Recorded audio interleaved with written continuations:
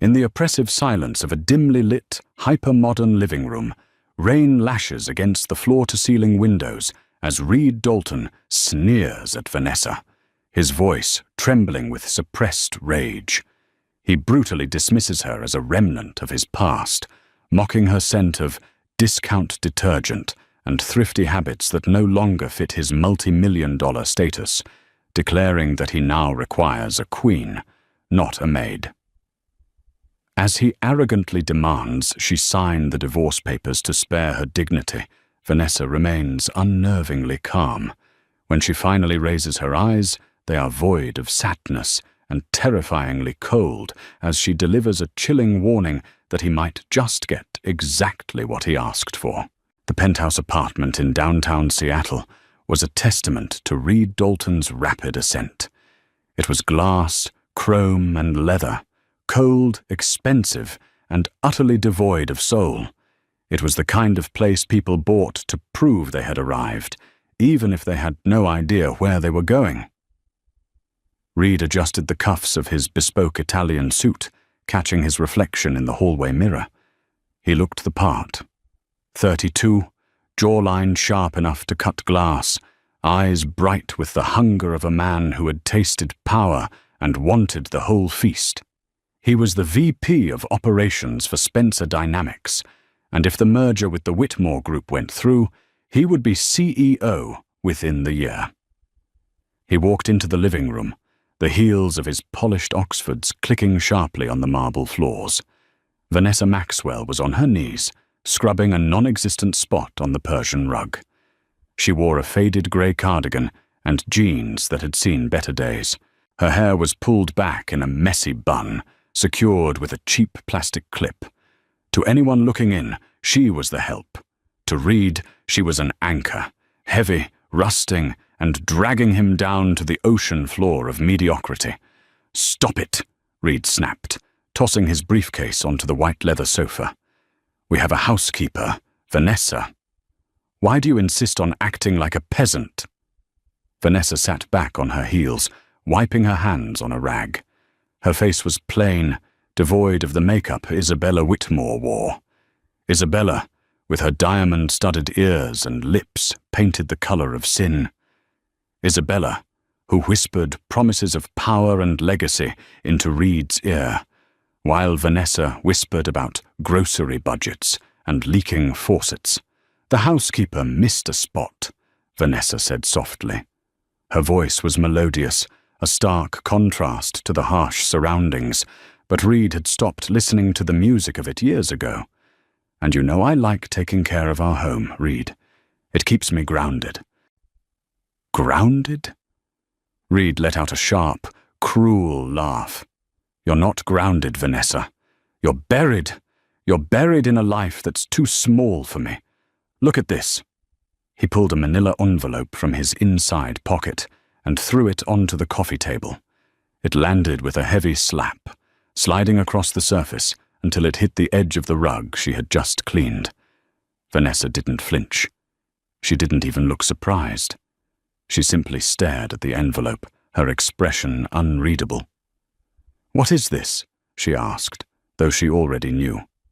"My freedom," Reed said, loosening his tie, "and a generous settlement for you. More than you deserve, considering you brought nothing into this marriage but debt and a sad backstory." Vanessa slowly stood up. She wasn't tall, but in that moment her posture shifted. Her spine straightened with an elegance that seemed out of place for a woman in a faded cardigan. "Is this because of Isabella?" Vanessa asked. Reed sneered at the name. "Don't say her name. You don't get to speak about her. Isabella Whitmore is a goddess. She understands the world I live in.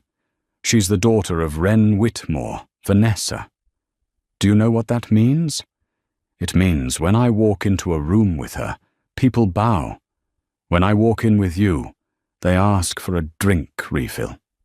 He stepped closer, looming over her. "I need a partner who elevates me, someone who knows how to navigate a gala, not just a grocery aisle. You're a sweet girl, Vanessa, but let's be honest. You're simple. You're poor in spirit, not just in your bank account. Vanessa walked over to the table and picked up the envelope. Her hands were steady. Simple, she repeated, tasting the word. You think I'm simple because I choose not to flaunt wealth I don't need? You don't have wealth to flaunt, Reed shouted, his patience snapping. I pay for everything. The clothes on your back, the food in your stomach. I saved you, Vanessa. I pulled you out of that studio apartment and gave you a life. You gave me a cage, she corrected quietly, and you filled it with things I never asked for. And now I'm opening the door, Reed countered. Sign the papers. Philip Oakley drew them up. He's the best shark in the city, so don't bother getting a lawyer. You won't win. Take the alimony, buy a nice little house in the suburbs, and find a mechanic who likes pot roast. That's your level. Vanessa looked at him for a long moment. There was a flicker of something in her eyes. Not anger, not sadness, but pity. It infuriated Reed. I'll read them, she said. You have until tomorrow morning, Reed demanded, turning toward the bedroom to pack a bag. I'm staying at the Four Seasons tonight. Isabella is hosting a charity auction, and I need to be seen with someone who actually belongs there. He paused at the doorway, looking back at his wife of 5 years. Don't make this hard, Vanessa. For once in your life, do the smart thing. Vanessa watched him leave. The moment the heavy front door clicked shut, the poor housewife facade didn't drop, but the atmosphere around her shifted. The air grew heavy. She pulled a burner phone from beneath the cushion of the sofa. She dialed a number that wasn't stored in the contacts. It's done, she said into the receiver, her voice crisp, authoritative, and stripped of the softness she used with Reed. He's initiated the separation. Tell Nicholas to prepare the jet, and tell grandfather that the experiment is over. Reed Dalton has failed the test. The next morning, the offices of Spencer Dynamics were buzzing. The impending merger with Whitmore Group was the only topic of conversation, and Reed Dalton was the man of the hour. He walked through the glass doors, greeting his subordinates with a curt nod. He felt lighter today. The weight of Vanessa's mediocrity was lifting. Reed! Uriah Spencer, the CEO, waved him into his office. Uriah was a man of 60, built like a linebacker, with a reputation for being ruthless, but fair. He had always liked Reed's drive, though he often questioned his methods. Uriah, Reed said, taking a seat. How are the numbers looking? Solid, Uriah grunted, chewing on an unlit cigar. But Ren Whitmore is playing hardball. He wants to ensure the leadership transition is stable before he signs over the distribution rights. He's old school, Reed. Family values. Trust. Reed smiled confidently. I'm meeting Isabella for lunch. I'll smooth it over. Ren loves me. Uriah raised an eyebrow. Does he? Or does he love that you're doing his daughter? Be careful, son. Mixing business with the Whitmores is like swimming with sharks. They smell blood in the water from miles away. I can handle Isabella, Reed said, dismissing the warning. She needs me as much as I need her. She wants to run the company, but her father won't let a woman take the helm without a strong husband. I'm the key, Uriah. And your wife? Uriah asked, his voice dropping. Vanessa? Sweet girl. Brought cookies to the Christmas party last year. Reed waved a hand dismissively. We're separating. Amicably. We grew apart. It happens. Uriah looked at him for a long moment, a shadow crossing his face. Careful what you throw away, Reed. Sometimes the packaging doesn't match the product. Reed ignored the advice. He left the office and headed to Le Ciel, the most exclusive French restaurant in the city, to meet Isabella. Isabella Whitmore was waiting for him at a corner table. She was stunning in a predatory way. Sharp features, immaculate makeup, and a red dress that cost more than Vanessa's entire wardrobe. darling," she purred as he sat down, extending a hand for him to kiss. "Did you do it?" "It's in motion," Reed said, taking a sip of the vintage Pinot Noir she had already ordered. "She has the papers. I expect them signed by tonight." Isabella laughed, a sound like breaking crystal. "Finally. I was getting tired of hiding you. Daddy is throwing the engagement gala next Saturday. He expects you to be a free man by then." "Next Saturday?" Reed hesitated. "That's fast." "That's business, Reed," Isabella snapped, her eyes flashing. "Ren wants to announce the merger and our engagement simultaneously. It stabilizes the stock. Unless you're having second thoughts about your little maid." "No," Reed said quickly. "No second thoughts. Vanessa is the past. You are the future." Meanwhile, across the city, Vanessa sat in a small coffee shop. She wasn't wearing the faded cardigan today. She wore a tailored black blazer and dark sunglasses.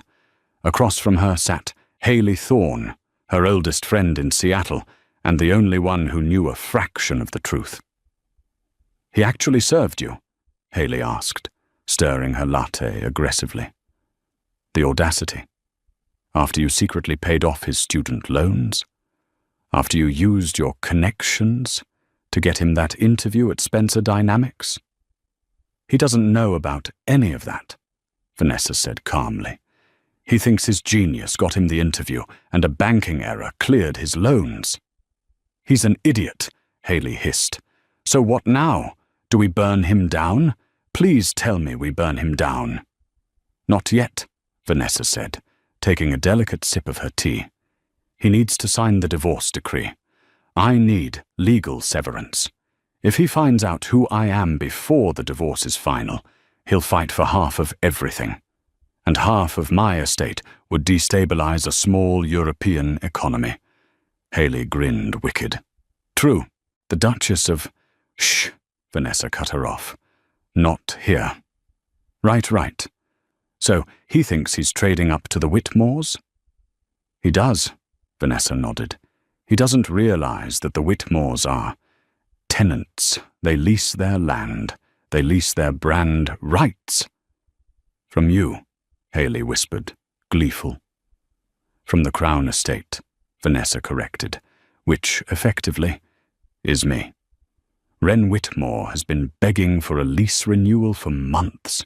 I've been holding it up because I wanted to see if Reed would choose integrity over ambition. And he chose the Mistress," Vanessa said, her voice devoid of emotion. "So now he gets neither." Her phone buzzed. It was a text from Reed. "Meet at Philip Oakley's office, 4 p.m. Don't be late." Vanessa stood up, smoothing her blazer. Showtime. The law offices of Philip Oakley were designed to intimidate. Dark mahogany paneling, leather chairs that swallowed you whole, and a view of the city that made everyone on the street look like ants.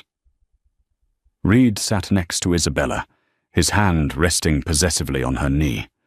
Isabella shouldn't have been there. It was highly irregular for the Mistress to attend the divorce signing, but Reed wanted to drive the point home. He wanted Vanessa to see what she was losing and what he was gaining. Philip Oakley, a man with a smile like a used car salesman, slid the documents across the massive desk. "Standard separation agreement," Oakley said.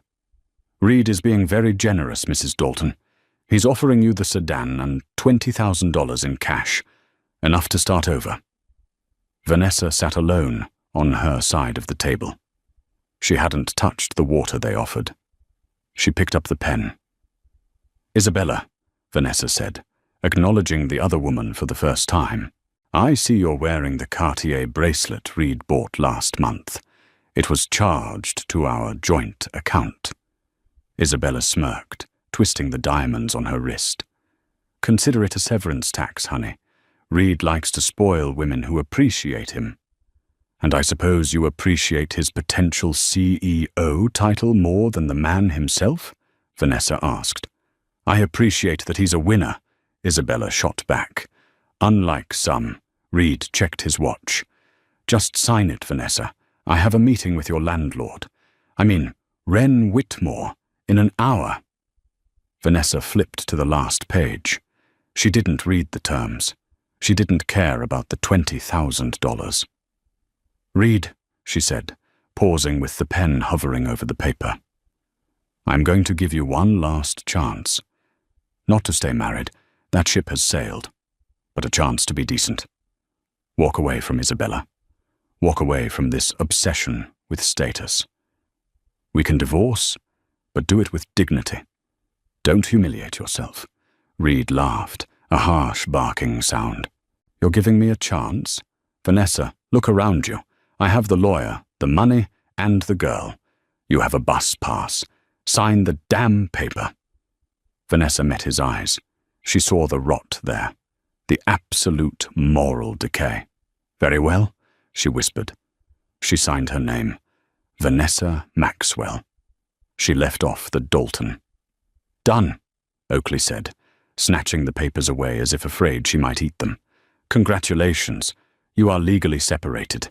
The decree will be finalized in 48 hours. "Get out of my city, Vanessa," Reed said, standing up and buttoning his jacket.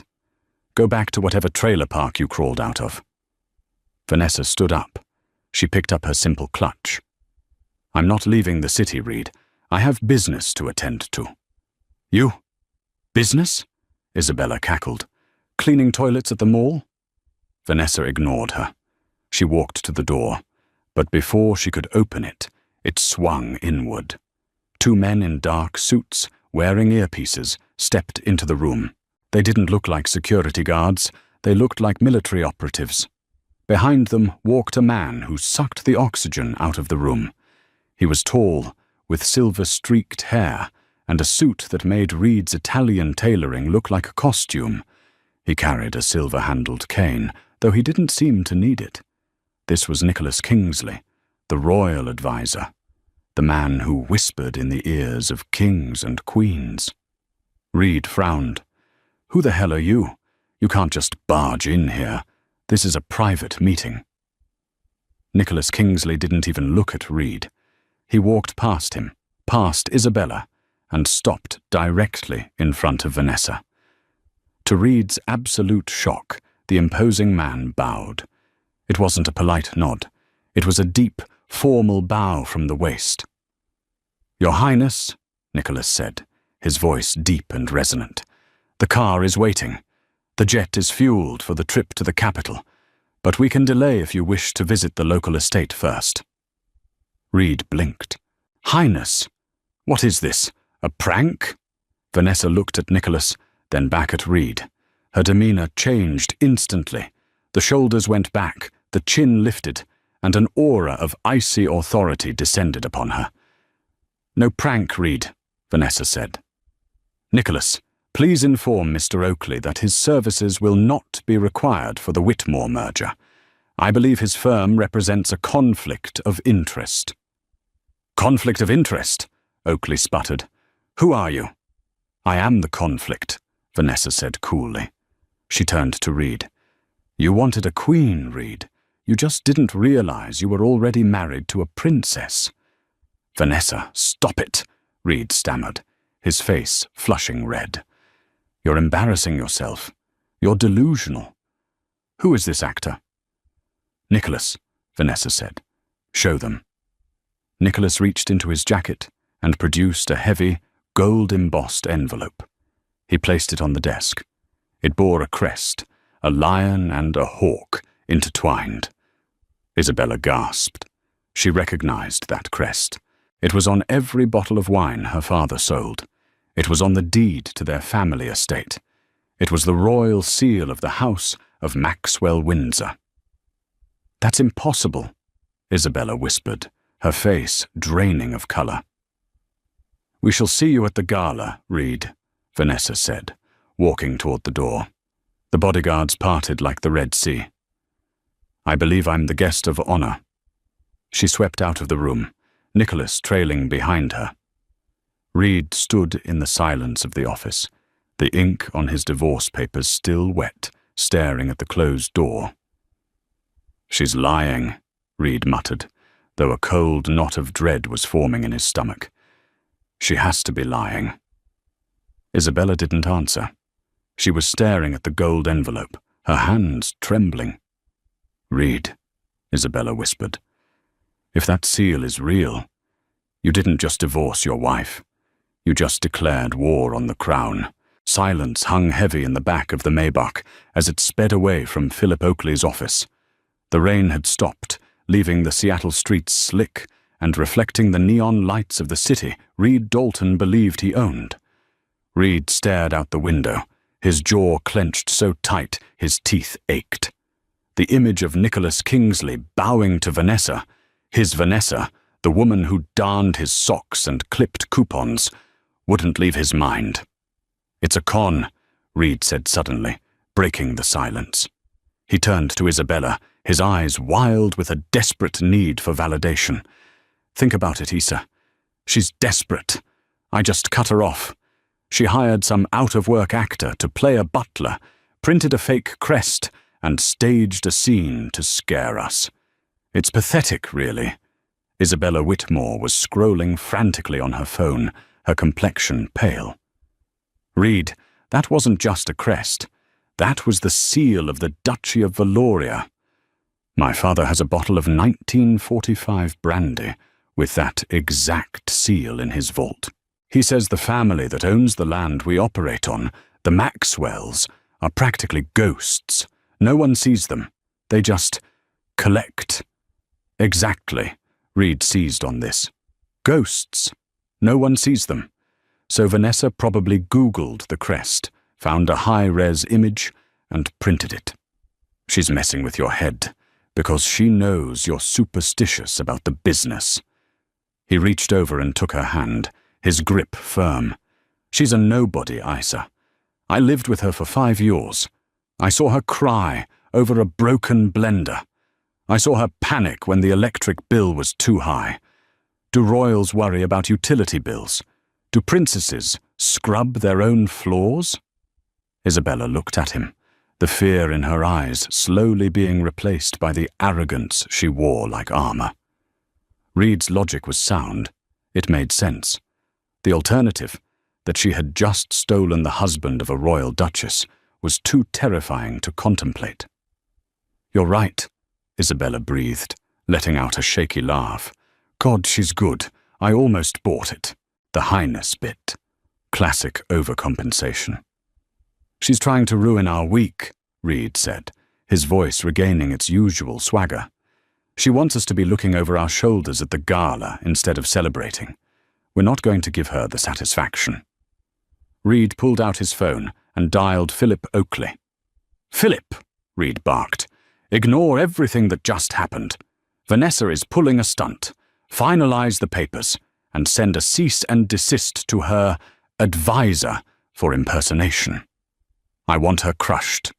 He hung up and looked at Isabella. Done. Now let's focus on Saturday. Who's covering the gala? We have the Seattle Times, Vogue Living, and... Isabella wrinkled her nose. Daddy insisted we invite Jackson Wilder. Reed frowned. The YouTube guy, the one who exposes fake billionaires? He has 20 million subscribers, Reed. Daddy thinks if Jackson live streams the merger announcement, our stock will jump 10 points overnight. He's annoying, but he reaches the demographic we need for the new tech division. Fine. Reed smoothed his tie. Let him come. Let him film. I want the world to see me take the CEO chair. And if Vanessa tries to crash it, well, security will treat her like the trespasser she is. For the next 3 days, Reed threw himself into work. He ignored the gnawing pit in his stomach. He ignored the fact that when he tried to access the joint bank account to transfer Vanessa her settlement, the account was frozen. Bank error, he told himself. Just another glitch. He didn't notice that the office was quieter than usual. He didn't notice Uriah Spencer watching him from his glass office with a look of profound disappointment. Reed only saw the summit, and he was sprinting toward it, blind to the avalanche gathering above his head. The Whitmore estate was a sprawling architectural marvel perched on the cliffs overlooking the Puget Sound. For the engagement and merger gala, it had been transformed into a palace of light. Crystal chandeliers hung from the ancient oaks in the garden, and a fleet of valet drivers parked a parade of Ferraris, Bentleys, and Rolls-Royces. Reed adjusted his tuxedo in the mirror of the guest suite. It was a Tom Ford custom, midnight blue. He looked every inch the corporate titan. Tonight, his divorce would be finalized in the court of public opinion, and his engagement to the heiress of the Whitmore empire would be crowned. He walked out onto the terrace where the party was in full swing. The air smelled of expensive perfume, champagne, and ocean salt. "There he is!" Wren Whitmore boomed. Wren was a large man, red-faced and boisterous, but his eyes darted around nervously. He held a crystal tumbler of scotch that looked tiny in his fist. "Wren," Reed said, shaking the older man's hand firmly. "Incredible turnout." "It has to be," Wren muttered, leaning in close. "The lease renewal on the distribution centers is due Monday. The landlords have been ghosting my legal team for weeks. I need this merger to show them we're stable. Strong." Reed suppressed a smirk. If only Wren knew his landlord was supposedly Reed's ex-wife. The thought was laughable. "Don't worry, Wren. Once I'm CEO, I'll handle the landlords. I know how to negotiate with difficult people." "Good man." Wren slapped his back, but his gaze drifted past Reed to a young man with messy hair holding a complex camera rig. "That's Wilder. Go say hello. Make sure he gets your good side." Reed navigated through the crowd, accepting congratulations and envious stares. He found Jackson Wilder near the champagne fountain, talking to a camera lens as if it were a person. "So we're here at the Whitmore estate, and guys, the smell of money is thicker than the humidity," Jackson was saying, his voice high energy. "Rumor has it, Spencer Dynamics is merging tonight. But the real tea? The groom-to-be just dumped his starter wife for the heiress. Classic moves, right? Let's see if he's as charming as the press release says." Reed stepped into the frame, flashing his best media smile. "Jackson, welcome. Hope the hospitality is up to your standards." Jackson lowered the camera slightly, grinning. "Reed Dalton, the man of the hour. Just tell him my subs about your big night. 25,000 live viewers right now. No pressure. No pressure at all," Reed said smoothly. "The truth is easy to sell." "Is it?" Jackson asked, a glint of mischief in his eyes. "Because my chat is blowing up about a rumor. Something about a royal connection. People are saying the roads to the estate are being blocked off by diplomatic security." Reed's smile faltered for a fraction of a second. "Diplomatic security? Probably for the governor. He's on the guest list." "Maybe," Jackson shrugged. "But the chat says the license plates are red." "That's not governor plates, Reed. That's sovereign plates." Before Reed could answer, a hush fell over the crowd. It started at the entrance and rippled through the garden like a cold wave. The music, a live string quartet playing Mozart, stuttered and stopped. Reed turned.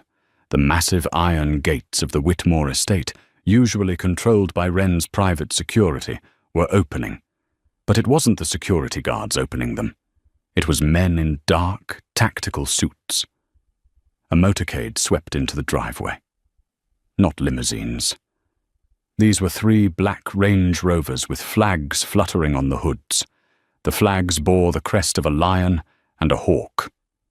The lead vehicle stopped. The driver, a man with the posture of a soldier, stepped out and opened the rear door. Nicholas Kingsley stepped out first, his silver cane clicking on the cobblestones. He looked at the assembled elite of Seattle with mild disinterest.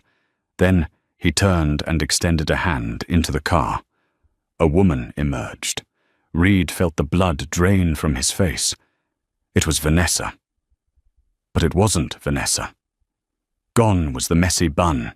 Her hair was styled in sleek, cascading waves. Gone was the faded cardigan.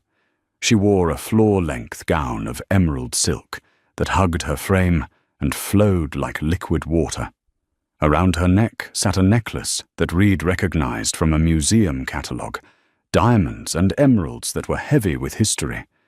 She didn't look like a wife. She didn't look like a housekeeper. She looked like a ruler visiting a rebellious province. Is that his ex? Jackson Wilder whispered, aiming his camera directly at her. Holy shit. Chat, are you seeing this? Wren Whitmore dropped his glass. It shattered on the patio stones, the sound like a gunshot in the silence. That crest, Wren whispered, his face turning a shade of grey that matched the stones. That's the Maxwell Windsor crest. That's the landlord. Isabella grabbed Reed's arm, her nails digging into his bicep. Reed, do something. Tell them she's crashing. Throw her out. Reed, fueled by panic and the adrenaline of the public spectacle, stepped forward. He marched down the grand staircase toward the driveway, his face twisted in anger. Vanessa! Reed shouted. His voice echoed across the silent lawn. What do you think you're doing? You signed the papers. You have no business here. He reached the bottom of the stairs, intending to block her path. Two of the tactical guards stepped in front of him instantly. They didn't push him. They simply existed in his space, immovable walls of muscle. Step aside, Mr. Dalton, Nicholas Kingsley said, his voice carrying effortlessly. You are addressing Her Royal Highness, the Duchess of Valoria. Maintain the appropriate distance. Duchess of what? Reed spat, trying to peer around the guards. She's Vanessa. She's a nobody from Ohio. Vanessa, stop this charade. You're making a fool of yourself in front of the entire city. Vanessa stopped. She looked at Reed. The look wasn't cold anymore. It was amused. Ohio, Vanessa said. Her voice was amplified, though Reed didn't see a microphone. I was at boarding school in Ohio, yes. It was part of my integration training, to understand how the common man lives, to understand the struggles of budgeting, of cleaning, of living without a safety net. She took a step forward, and the guards parted. She stood just 3 feet from Reed, looking down at him, though he was taller. I spent 5 years studying you, Reed, she said. My grandfather, the Duke, believed that character is only revealed when one has nothing. So I became nothing. I gave you my loyalty, my labor, and my love. I wanted to see if you would value the partner or only the prize.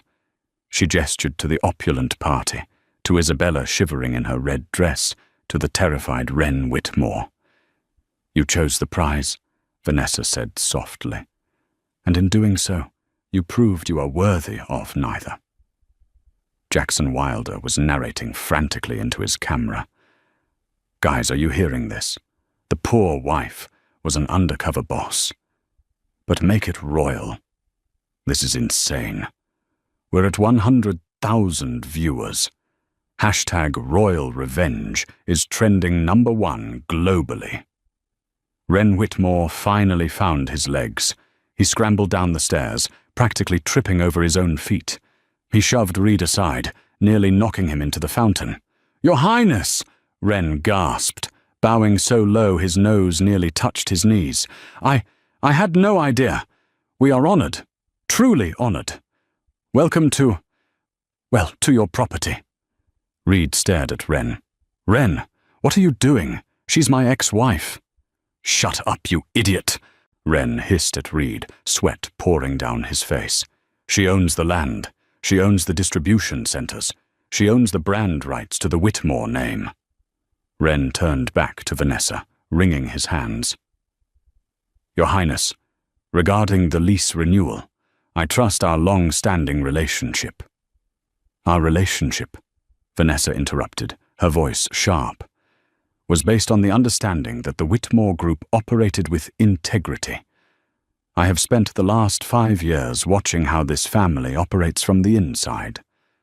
She turned her gaze to Isabella. Isabella shrank back, hiding behind her father. I watched your daughter mock those with less, Vanessa said.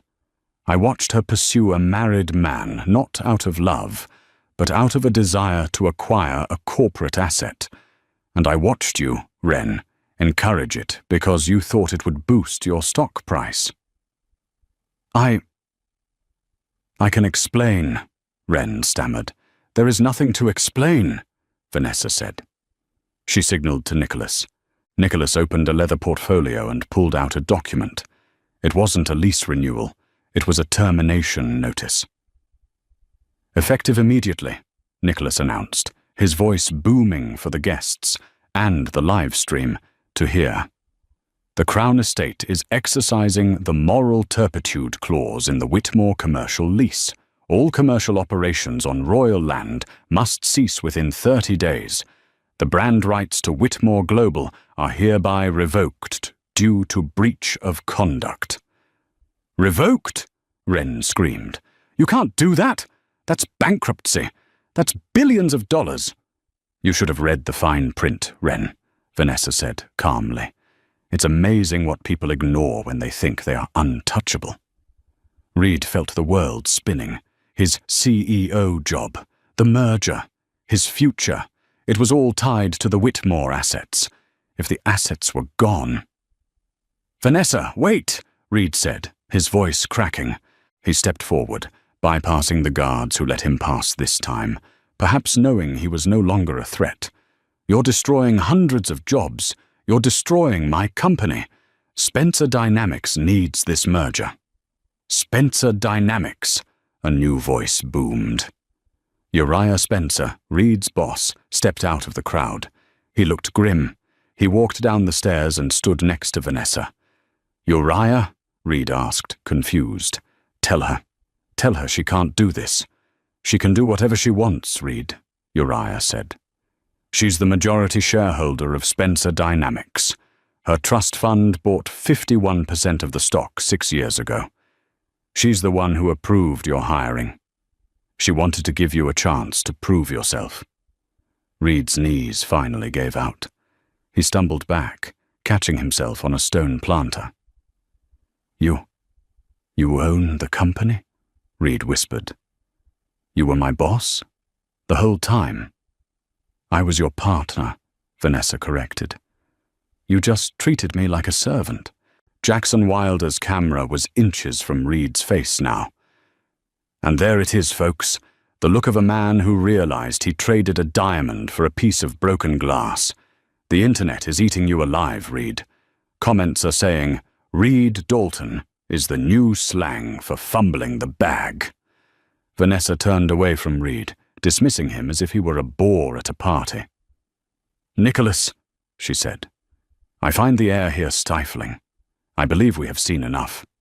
Wait! Isabella shrieked, breaking from her trance. She ran forward, tears streaming down her face, ruining her makeup. You can't just leave. What about us? What about the wedding? Vanessa paused. She looked at Isabella with a mixture of pity and disgust. Oh, have the wedding, Vanessa said. You two deserve each other. Just remember, when you're looking for a new venue, avoid any property owned by the estate, which in this city is most of them. She got back into the car.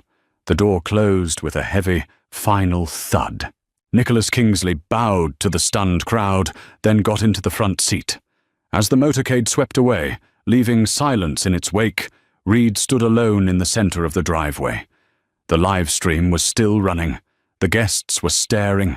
Wren Whitmore was sobbing into his hands. And then it started to rain. The morning sun didn't bring clarity. It brought exposure. Reed Dalton woke up in his suite at the Four Seasons, but it wasn't the luxury that greeted him. It was the relentless buzzing of his phone. It had vibrated itself off the nightstand and was now rattling against the hardwood floor like a dying insect. He picked it up, his head throbbing from the scotch he'd consumed after the disastrous gala. He had 412 missed calls. Text messages were scrolling so fast he couldn't read them. But the notifications that made his blood run cold were from YouTube, Twitter, and Instagram. Hashtag The Royal Fumble was trending worldwide. Reed opened the YouTube app. The first video on his recommended feed was titled CEO Wannabe Humiliated by Secret Princess Wife. Full live stream. It had 14 million views in 8 hours. He clicked it. He watched himself on the tiny screen, shouting at Vanessa, looking red-faced and petty. He watched Nicholas Kingsley shut him down with effortless elegance. He watched Uriah Spencer fire him in front of the world. Reed threw the phone across the room. It shattered against the wall, but the silence didn't return. The reality was screaming at him. He dressed quickly, skipping the shower. He needed to get to Spencer Dynamics. He needed to talk to Uriah. Surely, after 10 years of service, Uriah wouldn't throw him away over a personal dispute. It was a wrongful termination suit waiting to happen. When Reed arrived at the Spencer Tower, his security badge didn't work. The little light on the turnstile flashed an angry red. "Error," Reed muttered, swiping again. "Come on." "It's not an error, Mr. Dalton." Reed looked up. The head of building security, a man named Miller, who Reed had never bothered to learn the first name of, was standing there with a cardboard box. "Miller," Reed said, forcing a smile. "System's glitching. Can you buzz me in? I have a meeting with Uriah." "Mr. Spencer is not taking your calls," Miller said, his voice devoid of sympathy. He shoved the box into Reed's chest. "Your personal effects. We cleared your desk this morning." Reed stared at the box. It held a framed photo of him and Isabella, a stapler, and his Mont Blanc pen. "You can't do this!" Reed snapped, his voice rising. "I am the VP of operations. I have rights. I'm going up there." He tried to push past the turnstile. Miller didn't move, but 2 uniformed guards stepped up behind him. "You're trespassing, sir," Miller said. "And frankly, with the press outside, I wouldn't make a scene. They're looking for blood." Reed turned and looked through the glass revolving doors. A swarm of paparazzi and freelance streamers were camped on the sidewalk. They were waiting for the man who fumbled the bag. "Uriah said I'm banned?" Reed asked, his voice trembling. "Mister, Spencer said that Spencer Dynamics cannot employ anyone with a demonstrated lack of character judgment," Miller recited. He also mentioned that the majority shareholder, that would be your ex-wife, has a zero-tolerance policy for employees who abuse their spouses, publicly or privately. Reed felt the bile rise in his throat. It wasn't just a firing, it was an execution. He took the box and walked out the side exit, avoiding the main press pack. But he couldn't avoid the internet. Every time he passed someone on the street, he saw the recognition in their eyes, the whispers, the stifled laughter. He ducked into a coffee shop, pulling his collar up. He ordered a black coffee, reaching for his platinum credit card. "Declined," the barista said flatly. "Try it again," Reed hissed. "It has a $50,000 limit." It says, "Card reported stolen/frozen by primary account holder," the barista read. Reed froze. The joint account. He had never separated his finances because he assumed he would be the one dictating the terms. Vanessa had frozen him out. "Do you have cash?" the barista asked, looking at the line forming behind him. Reed patted his pockets. He had nothing. He left the coffee on the counter and walked out into the rain, the cardboard box dampening in his arms. He was a millionaire on paper, but in practice, he was destitute. If Reed's fall was rapid, the Whitmore collapse was catastrophic. Reed took a taxi to the Whitmore estate, paying the driver with his expensive watch because he had no cash. He needed to regroup with Isabella. They were in this together. If they married quickly, they could spin the narrative. Romeo and Juliet against the crown. But when he arrived at the estate, the gates were open, and moving trucks were already lining the driveway. He ran into the main hall. The house was in chaos. Staff were packing crates. Art was being taken off the walls. "Isabella!" Reed shouted. He found her in the library, throwing books into a fire. She looked deranged. Her mascara was smeared, and she was wearing a silk robe that was torn at the hem. "What are you doing?" Reed asked, horrified. Isabella spun around. Her eyes were full of hate. "Burning the ledgers before the forensic accountants get here."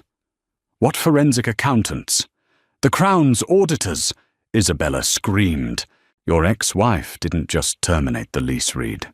She ordered a full audit of the last 10 years of Whitmore global operations on royal land. They're going to find the offshore accounts. They're going to find the tax evasion. Daddy is going to prison."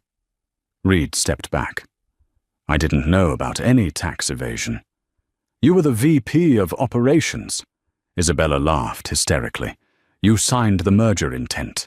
You're named as a co-conspirator in the subpoena Daddy just received." Reed felt the room spin.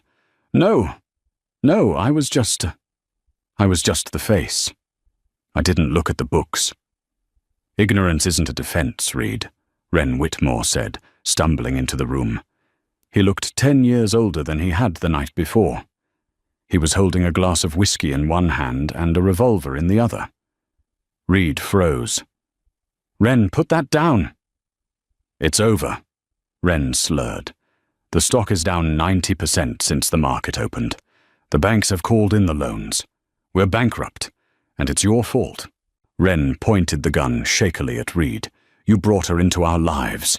You lived with a viper for 5 years and didn't see the fangs.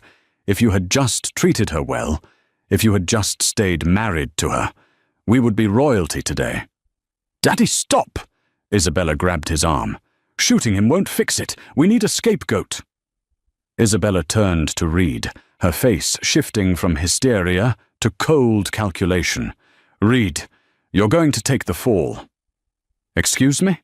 "We'll say you masterminded the offshore accounts," Isabella said quickly. "We'll say you forced Daddy to sign off on them. You were the ambitious young executive. We were just the trusting family." "You're insane," Reed whispered. "I loved you. I left my wife for you." "You left her for my money," Isabella shrieked. "And now that it's gone, what use are you? You're just a broke, unemployed narcissist with a viral video record." She pulled out her phone. "I'm recording this. Get out of my house, Reed. If you ever come back, I'll tell the police you threatened us." Reed looked at the woman he had destroyed his life for. He saw the ugliness beneath the beauty. He saw the reflection of his own greed staring back at him. "You deserve this," Reed said quietly. "You deserve to be poor. Get out." Wren fired a shot into the ceiling. Reed ran. He ran out of the mansion, down the long driveway, past the moving trucks and the repossessing agents. He ran until his lungs burned and his Italian leather shoes were ruined by the mud. He was alone. He had no job, no money, no fiancé, and a potential lawsuit hanging over his head. He walked to the nearest bus stop. He sat on the bench, shivering in the damp air.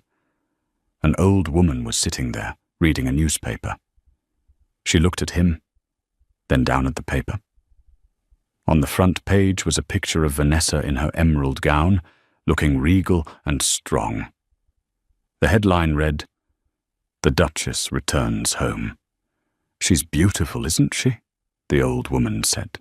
Reed looked at the photo. For the first time in years, he truly looked at Vanessa. He saw the strength he had mistaken for stubbornness, the quiet dignity he had mistaken for passivity. "Yes," Reed choked out. "She is." "I heard her ex-husband was a real piece of work," the woman muttered, shaking her head. "Tried to trade a diamond for a rhinestone." Reed put his head in his hands and wept. Reed spent the next 2 weeks sleeping on a friend's couch, a friend from college who only let him stay because Reed promised to fix his car. The lawsuit from the Whitmores never materialized. They were too busy fighting federal indictments to frame him. But Reed was toxic. No one would hire him. He had one goal left: closure. He tracked the flight logs. The Royal jet was scheduled to depart from a private airfield north of Seattle that afternoon. Vanessa was leaving. Reed borrowed his friend's beat-up Honda Civic and drove to the airfield. He didn't have a plan. He just needed to see her. To say something. "I'm sorry," felt too small. "Take me back" was impossible. He arrived at the perimeter fence. The jet was there, sleek and silver, the crest gleaming on the tail. He saw a convoy of black SUVs approaching the tarmac. He ran toward the gate, waving his arms. "Vanessa! Vanessa, please!"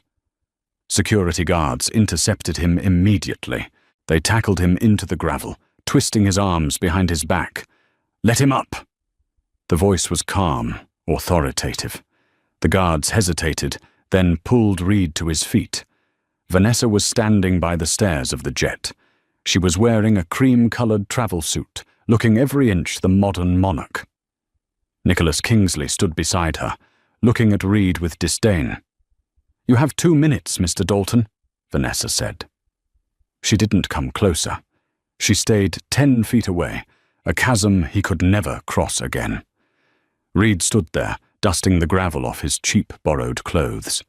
He looked at her, and the words died in his throat. Reed started. "I lost everything, Vanessa. The job, the money.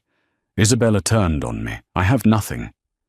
"You have your freedom," Vanessa said. "Isn't that what you wanted? You threw the papers at me. You wanted to be free of the poor wife who held you back." "I was blind," Reed said, tears streaming down his face. "I was so obsessed with where I wanted to go. I didn't look at who I was with." Is there any chance?" "No," Vanessa said. The word wasn't angry. It was just a fact, like gravity. "Reed, I didn't hide my title to trick you. I hid it to protect myself. I wanted to be loved for Vanessa, not for the Duchess. And for a while you did love me.